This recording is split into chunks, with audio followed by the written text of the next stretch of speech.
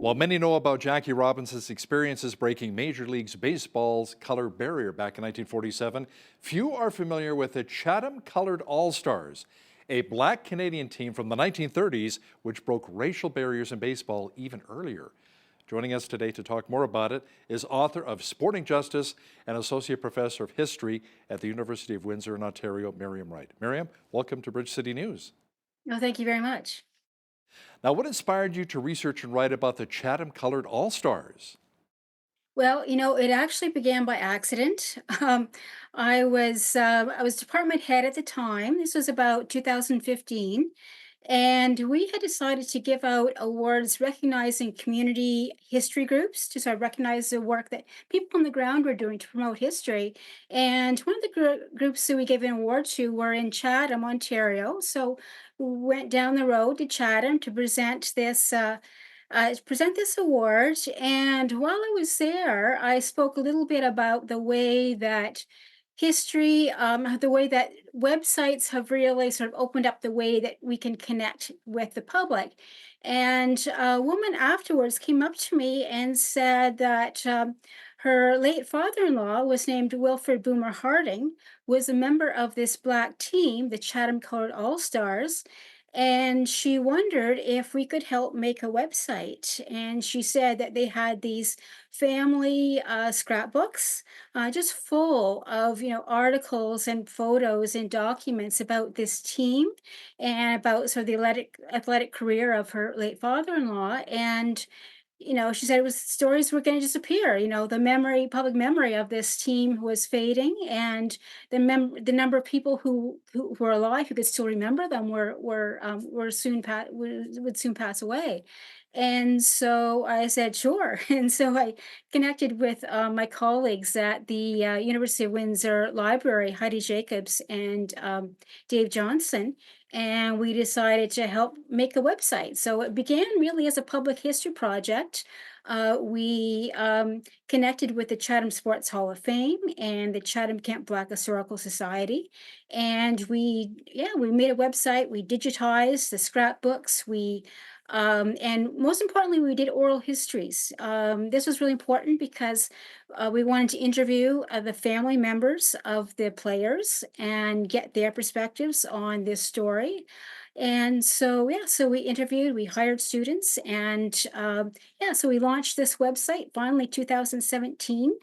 And so it really kind of exploded. We didn't really sort of expect the response to be so big, and it's really taken on a life of its own in a lot of ways. The team got inducted into the Canadian Sports Hall of Fame in 2022.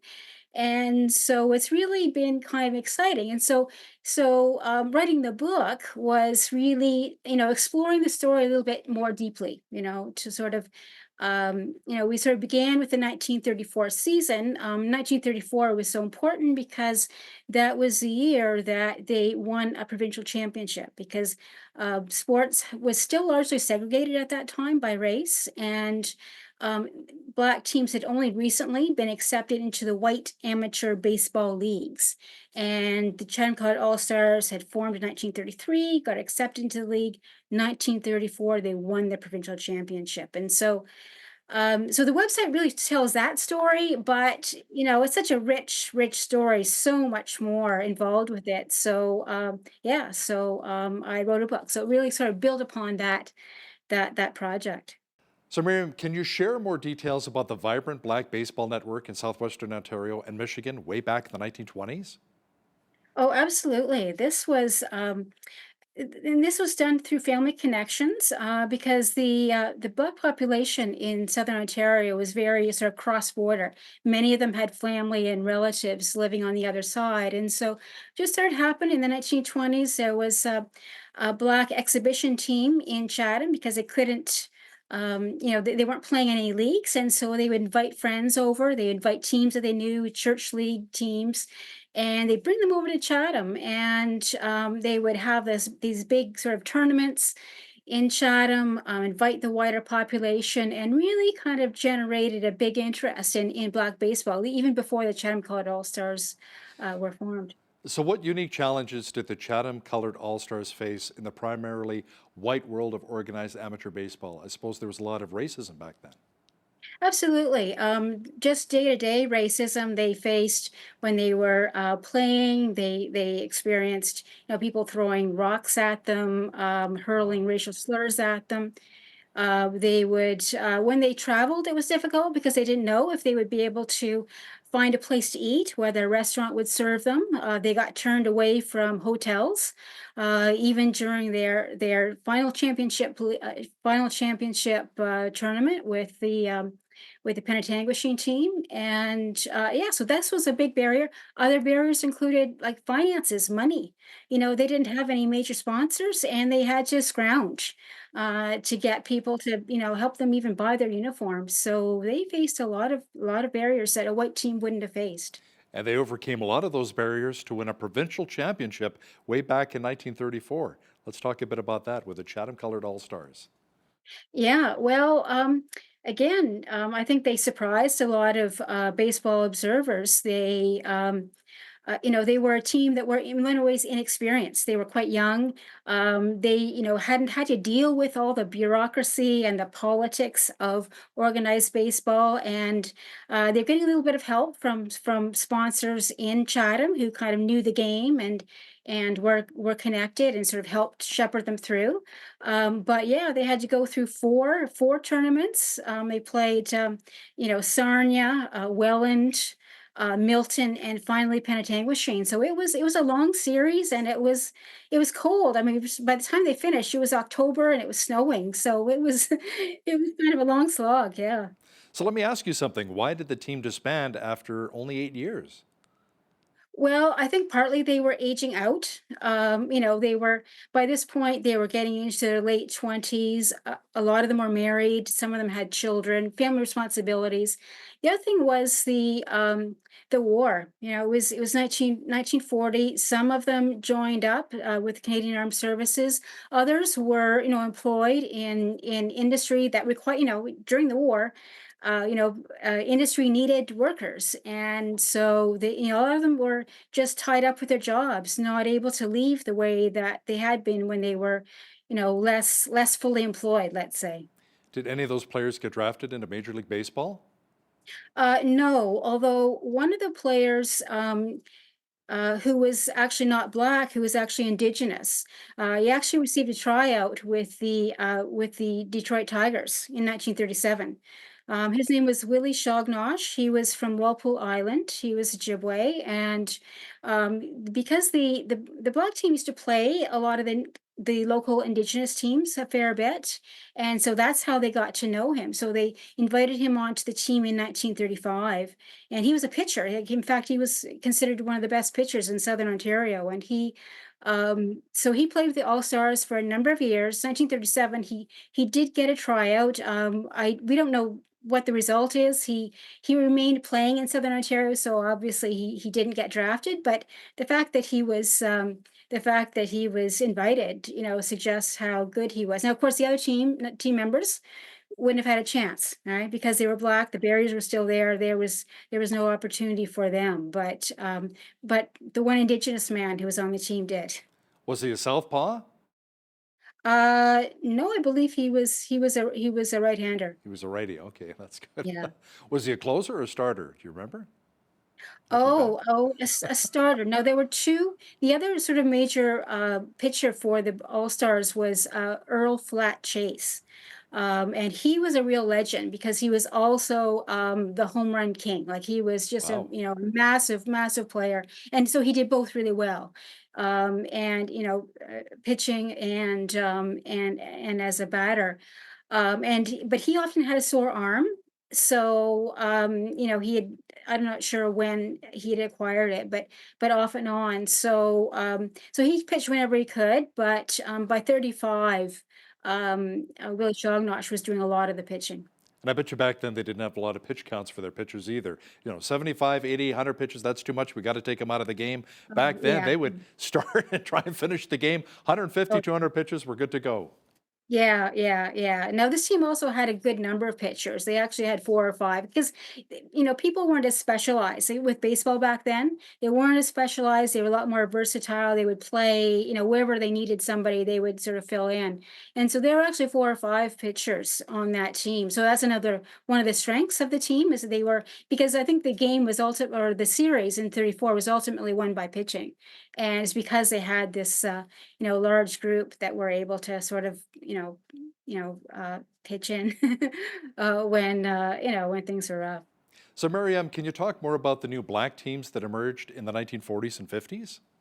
Yes, yeah, and that's the good thing about this team is that they really played a role in supporting young black players because once they sort of established themselves, they were accepted. Like in the 40s, when the team broke up, many of them went on to white teams, but the younger generation was having a harder time, and so they had started by creating this. Like a junior team, in the late 30s. And then after the war was over, when they sort of came back and they regrouped, former members of the team formed a new black team called the Taylor Athletic Club and brought in this whole slew of new players. Some of them, again, were quite good. In fact, one of them, A.B. Scott, played intercounty baseball in Brantford in the late 40s. And yeah, so that was sort of the beginning of it, and then it continued on into the 1950s. There's a team called the Chatham Panthers, and some of the Chatham called All Stars players were coaching, and a couple of the sons of the original Chatham called All Stars were playing on that team. So it was really a it's really an intergenerational story. The teams from the team from the 20s is called the Giants. The Giants sort of ushered in the All Stars. The All Stars ushered in the Taylor AC and the Panthers. So it was it's a real intergenerational story that I think is really tells us a lot about the heart of the baseball culture in Chatham. Is there any history, Miriam, of potentially Western Canadian ball players, whether Indigenous or Black, making their way to central Canada to also participate? No, as you know, there is a strong tradition of Black baseball on the prairies, but I'm not aware of any connections with Southern Ontario. The only teams that they would play from away were, well, basically Southern Ontario. So London, Buxton, Chatham, Windsor, sort of that, and Detroit. That's sort of the network that they played in. I'm not aware of them playing with anyone outside of that. So, how does the history of the Chatham Colored All Stars reflect larger themes in Canadian Black history? Well, I think one of the most important things that it represents is the way that Black people were advocating for themselves. They were kind of resisting sort of the racist order of things, fighting for greater social and economic rights. Because the Gen Code All Stars were doing things that were mirrored in the community. There were other people in the community who were advocating for rights for Black people. It wasn't just them. It's part of this larger sort of fabric of activism. We often don't hear about very many of these stories. We might know about Viola Desmond, for example, but there were Viola Desmonds all over the place. And the Chatham Colored All Stars is sort of reflects the way that ordinary Black people, simply by standing up and saying, we deserve to be here, we're making a difference. So, how do you think the Chatham Colored All Stars should be remembered today? Well, I think that they should be remembered for the way that they stood up for themselves, the way that they moved into white sporting spaces, even though they paid a heavy price for that. I mean, that wasn't easy for them to do that, financially and psychologically. It was tough, but they did it. And they did it for the community. They gave back to the community, and they represented. They were role models for people that really needed to look to find people who would sort of point a way for them and to who would be able to show them that another way of living is possible. So, what impact do you hope your book will really have on readers' understanding of racial barriers in sport?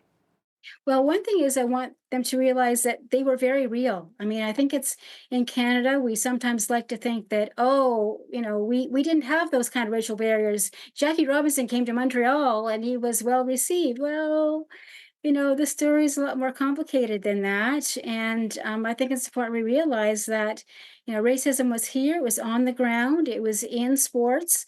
But at the same time, people resisted it. Black people got, banded together and said, we're going to do things even though people are telling us that we shouldn't. And I think that's really important.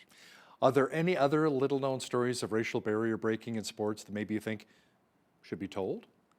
Well, yes, the Black women's sports.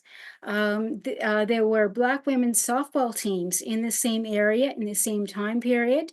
1920s, softball was very popular amongst young women, and so there were Black women's teams in Chatham and in Buxton and in London, and we're only just sort of hearing those stories. They've been in the community. People, certainly within the Black communities, people have always known about these stories, but it's only now, more recently, that their stories are, becoming more well known. That's I think a really important lead that should be followed. Absolutely. Miriam Wright is the author of the book Sporting Justice and Associate Professor of History at the University of Windsor. Thanks so much for your time today. Oh, thank you.